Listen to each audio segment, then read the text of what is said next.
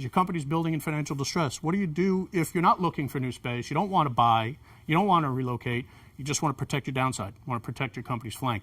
How do you know? How do you know your company's in financial distress? Look for slow declines in service and responsiveness when you're in a multi-tenant building where the landlord or third-party manager is providing you service. Landlords requesting shorter pay cycles, slower landlord reimbursements, frequent changes in management personnel, increasing maintenance failures, construction that kind of starts and stops and just stays that way for a very long time, and landlord says, yeah, we're getting right to it. We have a mechanical engineering problem, and we bring in the best minds in the world, that kind of thing. It'll take us months. All right. If you're getting frequent requests for estoppel certificates from the landlord, anyone not familiar with what an estoppel certificate is? It's a document that a landlord will ask you to sign, and you're probably obligated to sign under your lease, that if the landlord is either selling the building or refinancing, the lender or the buyer will want verification on what's known as an estoppel certificate, which is a binding legal document that you will sign that says, yes, we lease 25,000 square feet, yes, our lease expires in 3 years, and yes, we pay $25 a square foot, yes. By the way, when you're asked to sign those, don't just sign them. Send them to your attorney. We've seen instances where a tenant has just signed it, and the terms were different than the lease, and the tenant was bound to the new terms. And guess what? They weren't better. Okay? Send them to your attorney, have them review. And we've seen instances where the information is wrong on a regular basis. So if you're seeing a lot of requests, yeah, landlord's going to tell you, well, we're refinancing. But, if he's churning, if you're getting constant requests for this stuff, your antenna should go up. If you've got frequent tenant move-ins and move-outs, and you've got a change in the caliber of tenants, years ago, back probably 15, 16 years ago, when I was with a firm that did represent landlords, I was the leasing agent for a property in central New Jersey, and I got a call from the property management saying, you got to come over here right now. Left my office, went across the street to the other building, and he says, come up to the second floor, suite 300. And I walk in the suite 300, and he says, follow me. I walk over to the wall, and there was a hole in the wall that the tenant had broken through into the office, the vacant office next door, and they were making movies, and they weren't Army training videos. Now, I was disappointed. No, never mind. We had that tenant move out that night. So you want to be careful about that kind of stuff happening where the caliber of tenants in your building starts to decline. And if these are all antenna raising points that you should be asking yourself, maybe we've got a building in distress. What do? Contact the landlord, engage your attorney, consult your real estate advisor, review your lease, landlord default clauses,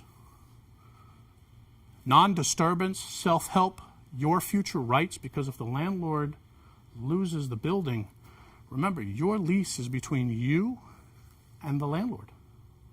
And if the landlord loses the building in a foreclosure, turns the building over in a deed in lieu of foreclosure, or bankruptcy, whatever, a tax sale, your lease can get torn up and you may have nothing to say about it. Now, if you have a non-disturbance agreement between you and the lender, that means they can't disturb your lease and you should be okay, depending upon how the non-disturbance agreement is written. And assuming it's still the same lender who gave it to you.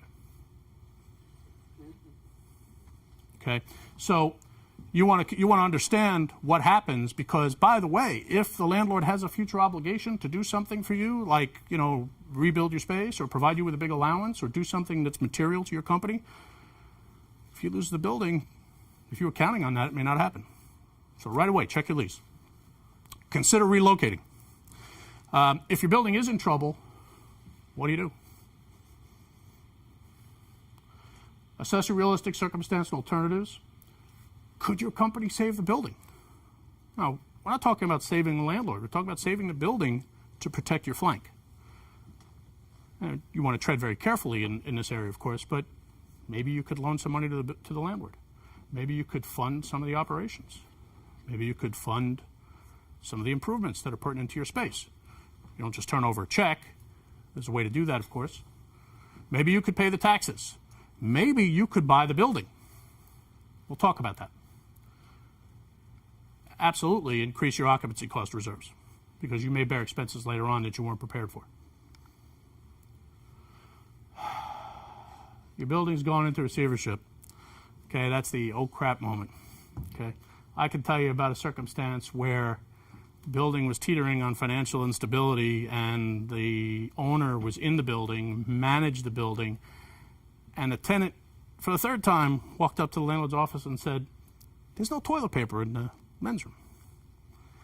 And he said, "Well, it's the third week of the month."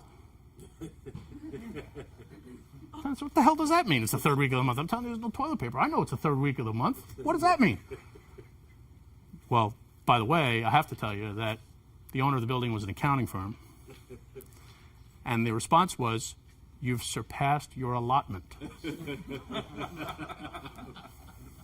True story. True story. True story. So, if the building's going into receivership, see the previous slide. Do all this stuff. Okay, you need to protect your flank because it may be an ugly ride. Hold on, make it ugly. In a foreclosure, would a lender terminate your lease? In a tax sale, would the sheriff terminate your lease? Why? Why would they terminate your lease? You're paying rent. You occupy a majority of the building. You're a good tenant. You got a good credit history. You're not unstable. You're doing well. You're growing. And there's no reason for them to terminate your lease, right? Anybody know why they might terminate your lease? Say that? Raise your rent. Why? Raise your rent. To raise your rent. Karen Gould of Gould Consulting Group. I like that. That's the answer, to raise your rent. Here, I'm going to give you a copy of my book, Karen Gould. That's for you. All right? Yeah, to raise your rent. Or to make room for another tenant. Or someone wants to buy the building, but they want it vacant.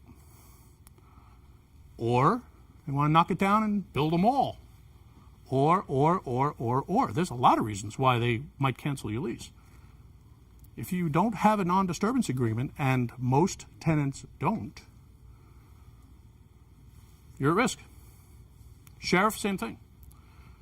When a building comes to receivership or into sheriff's possession, they have an obligation to protect and enhance the value of that real estate so that they can sell it for the greatest value. Often, you can sell a vacant building at a higher price than you can if that building is fully occupied and generating cash flow. Depends on who's doing the buying. A user in a balanced market, standing next to an investor in a balanced market, looking at the same vacant building with access to exactly the same information, on the same day, that user in a balanced market will pay 30% more on average than the investor. Because the investor has post-transaction expenses and ROI issues. After I buy it, I'm going to have to advertise, I'm going to have to promote, I'm going to have to pay leasing commissions, I'm going to have to pay improvement allowances for all the tenants, give them free rent, et cetera, says the investor, and I need to generate a profit. The user says, I just need to run my operations. He'll have his own expenses, but taking all that into consideration, he'll pay a higher price. If you're in the way, if you're a tenant in the way, they'll cancel your lease in a heartbeat if they have the opportunity. You may also lose your rights. If you have expansion rights, purchase rights, et cetera, absent a non-disturbance agreement, which is an agreement between you and the lender that forces the lender to honor the lease, they can terminate like that and give you very short-term notice, and you have no recourse